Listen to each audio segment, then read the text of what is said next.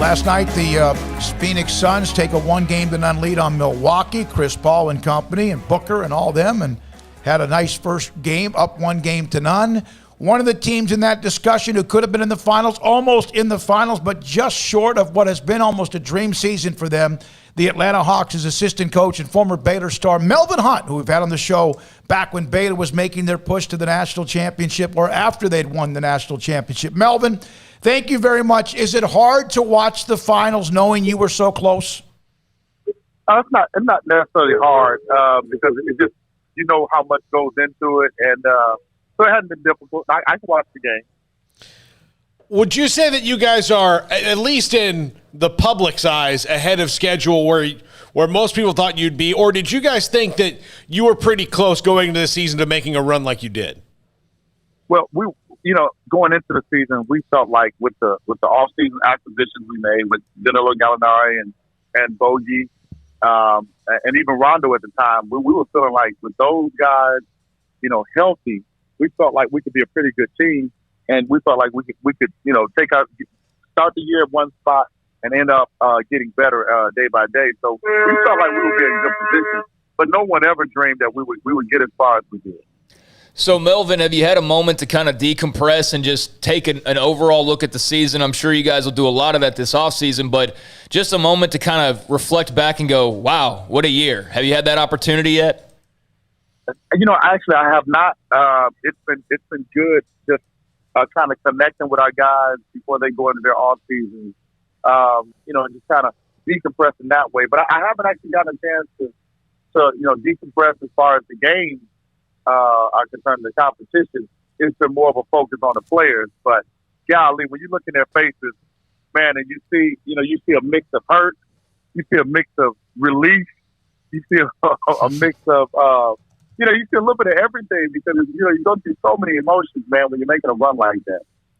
How important was it immediately the Hawks removed the interim tag from Nate McMillan?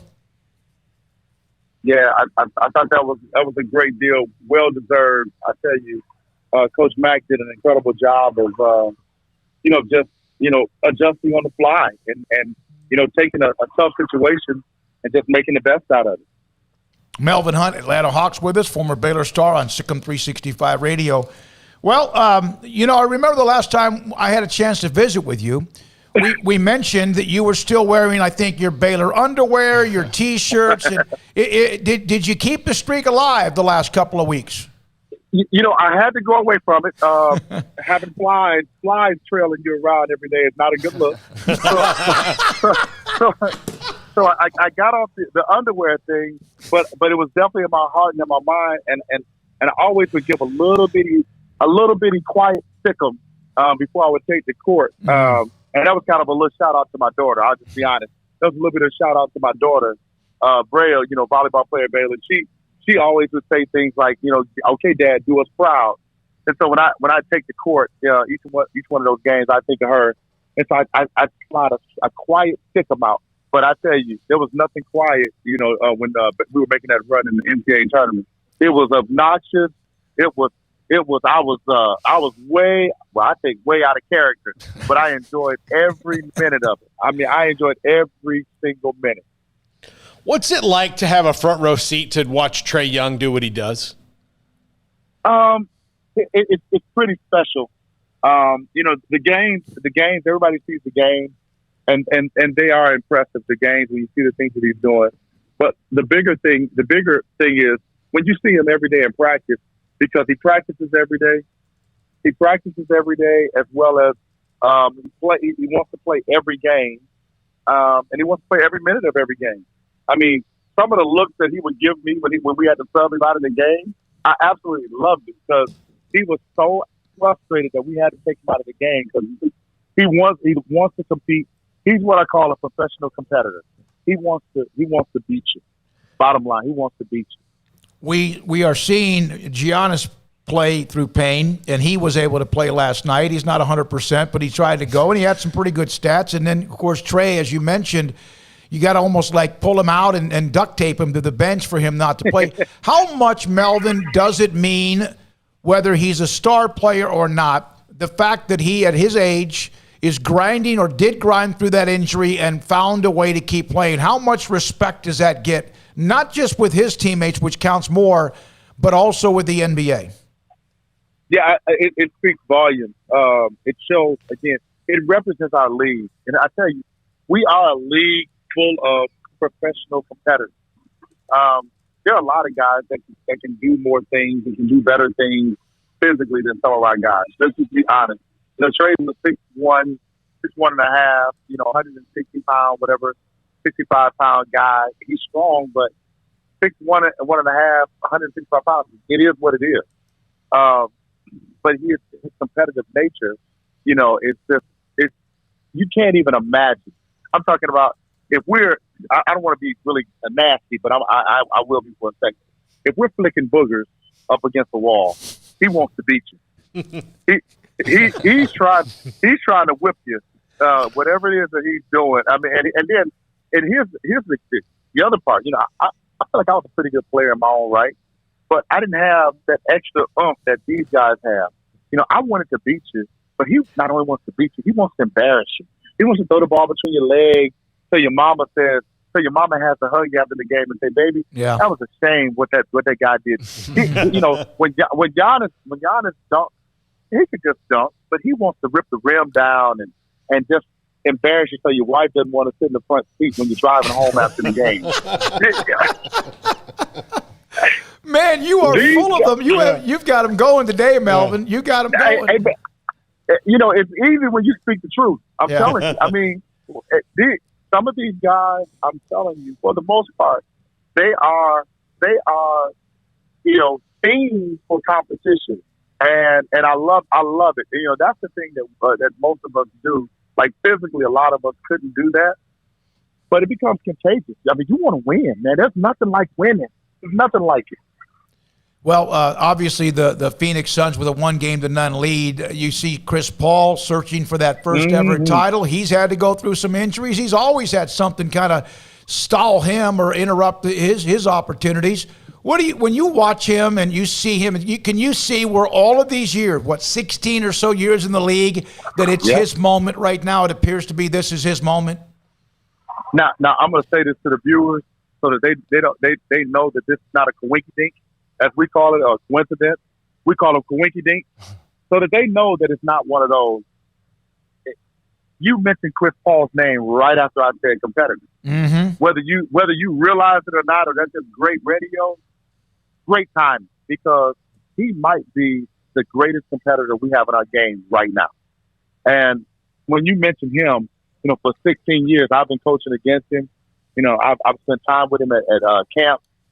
This guy is a cutthroat, good-looking young guy, young face, but is a killer at heart.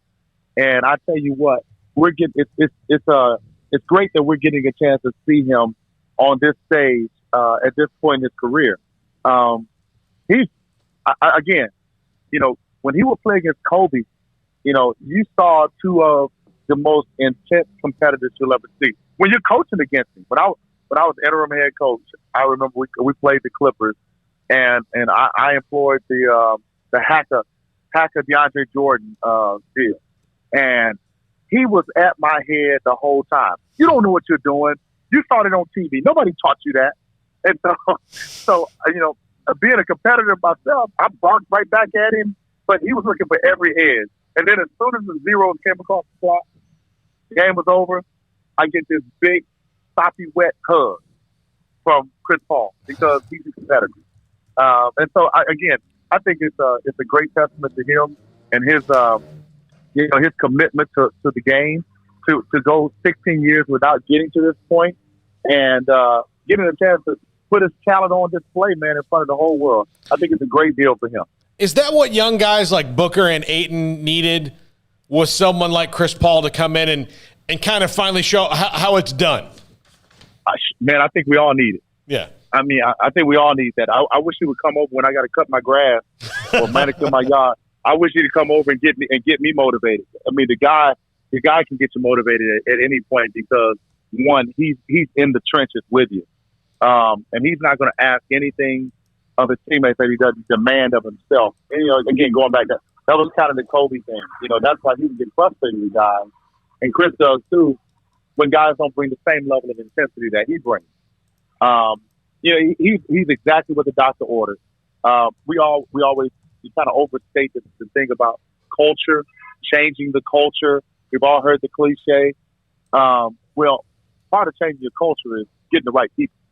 You know, changing your personnel. Let's be clear. I love Monty. Monty's done an incredible job. Jay Jones, the GM, done an incredible job. But all this, I don't think, happens without Chris Paul at the forefront.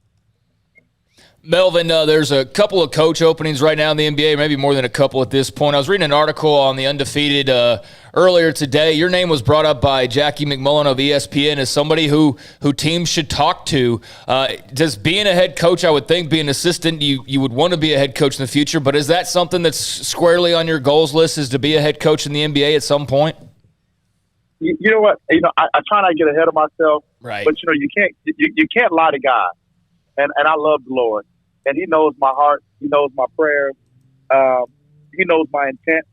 You know, I love to lead. I love to serve. And what better place than the NBA to lead and to serve young men and an organization?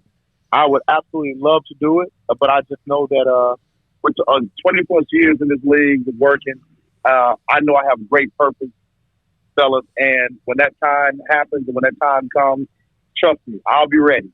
As I'm going to give another shout out as my he's 1 year younger than I am, Trooper Taylor. Everybody knows Trooper. Trooper.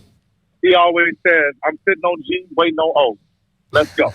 Absolutely. Hey, as soon as God creates that situation and He has it prepared for me, I will be more than ready to step into that. You know, but again, you know, I love what I'm doing. I love where I am as far as getting a chance to impact young men from my position, because I do understand the fact that when you become a head coach, there's a different type of intimacy involved with leading the group. When you're an assistant coach, there's certain things that guys have a freedom to say to me, and there's certain different responsibilities, and I have different you know, constraints, as well as I have different things that responsibilities that go along with it. When you become a head coach, you know, you have to think so much more big picture. That right now, I kind of like being able to be intimate. Hey, you know, the head coach can't always show up, you know, at your son's basketball game. You know, right. If you're one of your players. You know, I can, and I appreciate being able to do that. And so I'm relishing the role that I have now as an assistant coach. But trust me, fellas, when God says yes, it will be yes. Well, and we hope that happens, and it just seems like it's a matter of time. The first job you ever had was an assistant at Temple High School, which is right down the road, obviously, when you were at Baylor. Sir. And I got to say this, and I don't know if we mentioned this when we had the recorded interview with you about a month ago, that, you know, there's this pipeline to Louisiana that Tweety Carter and everyone, I'm not so sure that you weren't the first PVC pipe from Louisiana to Baylor. Louisianimal. Yeah, Louisianimal. Yeah. Mark Vidal and Jared Butler and all those guys, yeah. See, we just quietly go about our business. We just quietly go about our business. Hey, yeah, I was one of the first guys. I was. You know, Danny Casper, he walked into some very, very modest gymnasiums to see me play back in the late 80s. And I thank God for that blessing that I was able to come to Baylor. But, yeah, we've got a nice little track record. We've done some decent things. You know, for Baylor, and it's exciting. Speaking of Jared and some of those guys, they've done a nice job. And again, I'm still excited, you know, for what they've done. I'm still excited for the coaching staff, Tang and Coach Drew, going out and taking a chance on some of those kids. Because I'll tell you, a lot of times, you know, especially when I was coming through, you know, you're playing. You have to really, really stretch your evaluating tool, because some nights, you might have been playing in a gym. I might have been playing in a gym, and you didn't really. The goals might have been regulation. You know, the court may have been longer or shorter. And so for those guys to be able to evaluate these guys, yes, at AAU events, but to go into Louisiana and pull some of these kids out, I think it's been a great deal. And yeah, I will definitely pump my chest out a little bit because, I feel like I was one of the first guys to open that up. When that opportunity does arise with you in the NBA as a head coach, we hope to be able to get you on and celebrate that moment. But I know you've got a lot more to celebrate right now. Thank you very much, Melvin, as always. Thanks for your time, and keep grinding, buddy. Hey, man, I appreciate you guys. Stick 'em Bears, and I'm going to use our guys, our championship team's statement. Joy, Jesus, others, and yourself. That's the culture we're all trying to shoot for, and I'm no different. And I appreciate all that you guys do. And stick 'em. Yes, sir. Melvin Hunt, Atlanta Hawks assistant coach. Temple High School assistant was his first job. He mentioned Danny Casper. Of course, he's out of coach.